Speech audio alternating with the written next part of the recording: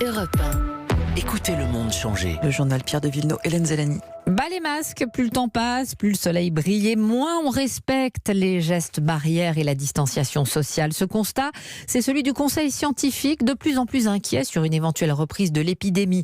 Dès cet été, il faut dire que ces jours-ci, on en est à 500 cas diagnostiqués chaque jour. Virginie Salmen. Au bureau, dans les magasins, maintenant on le sait, c'est dans les espaces clos que le risque de contamination est le plus grand. Le professeur Bruno Lina, virologue et membre du Conseil scientifique, explique ce mécanisme. C'est de la physique de base. Au bout du compte. Ces micro-gouttelettes, elles ont la capacité, comme elles sont très légères et très fines, de rester en suspension longtemps dans l'atmosphère.